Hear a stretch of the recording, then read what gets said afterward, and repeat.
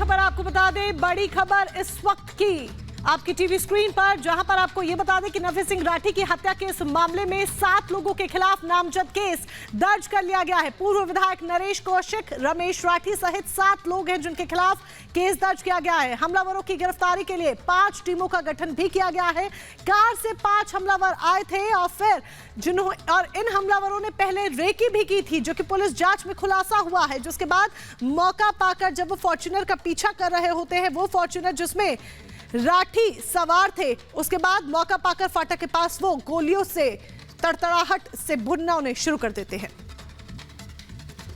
और अमित हमारे सहयोगी हमारे साथ जुड़ चुके हैं। अमित का सीधे यहाँ पर रुख कर लेते हैं। अमित, लगातार आरोप ये भी लग रहे हैं कि पहले से धमकी दी जा रही थी राठी को लेकर कि उनकी जान को खतरा है, उन पर पहले भी जानलेवा हमला हो चुका है। इससे जुड़ा क्या खुलासा पुलिस जांच पड़ताल में सामने आया है, क्योंकि बेटे ने कई तरह के दावे किए हैं? बिल्कुल मोनिका, देखिए मैं अभी उनके पैतृक घर पर हूं। नफे सिंह राठी का ये पैतृक घर है। परिवार के लोग बहुत शोकाकुल हैं। उनके बेटे से मेरी बात हुई है तो उन्होंने कहा कि ये धमकी भरा जो सिलसिला था बहुत लंबे वक्त से चल रहा था, ये उनका घर है और आप देख सकते हैं ये तमाम जो परिजन है जमा होने शुरू हो गए। और उनके बेटे ने यही कहा कि हमने बाकायदा चिट्ठी लिखकर पुलिस प्रशासन से सुरक्षा की मांग की थी, हमें किसी तरह की सुरक्षा नहीं मिली। हमने ये भी पूछा कि क्या कोई रंगदारी मांगी गई थी, किसी तरह की धमकी मिली थी, तो बोले ना तो कोई प्रॉपर्टी का मामला था, ना तो कोई रंगदारी मांगी गई थी। अचानक ये लोग वहां पर पहुंचते हैं, बहुत दूर से पीछा कर रहे होते हैं। वो फॉर्च्यूनर में नफे सिंह राठी जी अपने 2 गनर्स और ड्राइवर के साथ थे। अचानक गाड़ी रुकती है, 40 से 50 राउंड फायर होते हैं। इससे पहले कि कुछ समझ में आ पाता, घटना घट चुकी थी। उसके बाद जब आनंद फानंद में अस्पताल लेके पहुंचे तो वहां पर डॉक्टर ने उनको मृत घोषित कर दिया। फिलहाल उनका जो पार्थिव शरीर है वो सिविल हॉस्पिटल में है। परिवार लगातार मांग कर रहा है कि जब तक जो आरोपी हैं पकड़े नहीं जाएंगे तब तक वो अपना धरना और विरोध प्रदर्शन बंद नहीं करेंगे। रास्ता उन्होंने जाम कर रखा है। संजीवनी अस्पताल में अभी भी उनका पार्थिव शरीर वहां पर गया था, वहां से सिविल अस्पताल भेजा गया पोस्टमार्टम के लिए। हालांकि अभी तक पोस्टमार्टम नहीं हुआ। बड़ी बात मैं आपको ये बताऊं कि डीएसपी लीड कर रहे हैं। सीआईए और एसटीएफ की 5 यूनिट्स को अलग अलग इलाकों में भेजा गया है। कुछ सीसीटीवी फुटेज मिले हैं मोनिका, जिसके जरिए आइडेंटिफाई किया जा रहा है, फेस आइडेंटिफाई करने की कोशिश। बिल्कुल अमित, हम आपके पास लौट रहे हैं। एक और बड़ी खबर आपको बता दें, और बड़ी खबर है कि नफे सिंह राठी की हत्या का ये पूरा मामला, वारदात से पहले के 2 सीसीटीवी सामने आए हैं। सीसीटीवी में दिखिए हमलावरों की गाड़ी, नफे सिंह की गाड़ी का पीछा कर रहे थे हमलावर। हरियाणा के बहादुरगढ़ में नफे सिंह राठी की कल गोली मारकर हत्या कर दी गई थी। आईएनएलडी के हरियाणा अध्यक्ष थे नफे सिंह राठी। इस पूरे मामले में लगातार परिवार दावे भी कर रहा है और कई सवाल भी खड़े कर रहा है, लेकिन परिवार ने साफ कर दिया है कि शव का अंतिम संस्कार तब तक नहीं जब तक आरोपियों की गिरफ्तारी नहीं।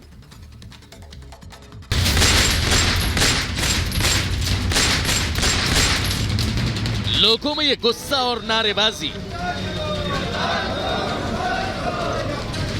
हमलावरों की गिरफ्तारी की मांग करते ये लोग।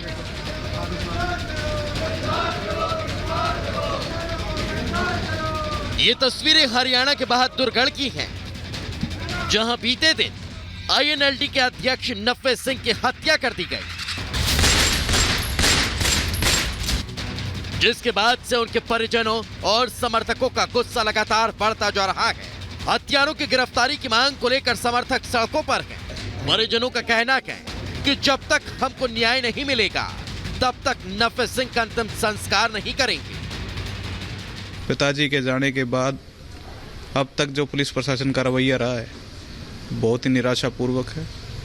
एसपी साहब से बार बार मांग करने के बावजूद हमारी सुरक्षा के लिए कोई भी इंतजाम नहीं किए, ना ही आरोपियों की गिरफ्तारी पे कोई ध्यान दिया गया। हम जा रहे हैं अभी, जब तक आरोपियों की गिरफ्तारी नहीं होगी तब तक हम डेड बॉडी को दाग नहीं देंगे, अपने पापा को दाग नहीं देंगे।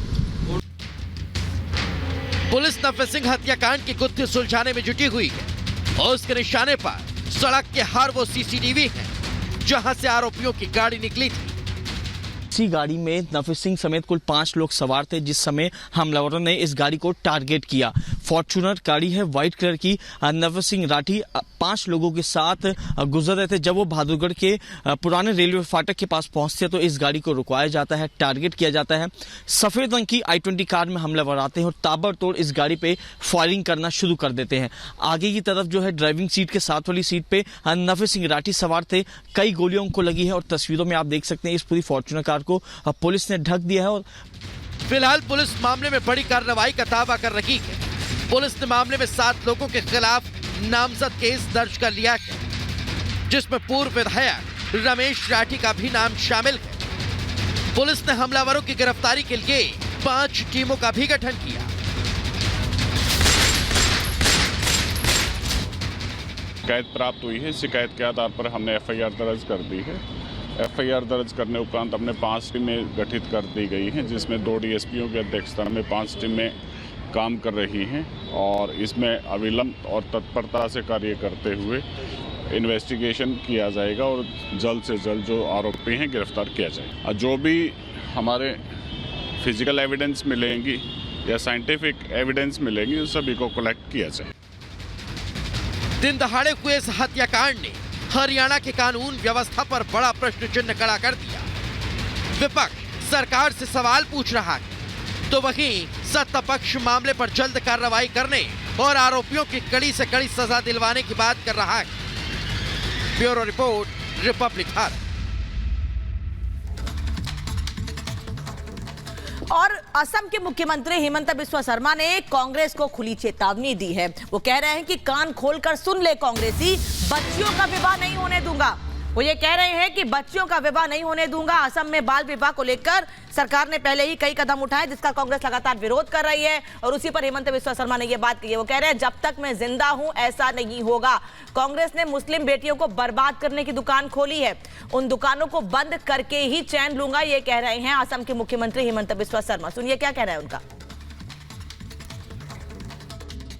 आप लोग सुन लीजिए, असम में चाइल्ड मैरिज नहीं होने दूंगा जब तक मैं जिंदा हूं। हम होने नहीं दूंगा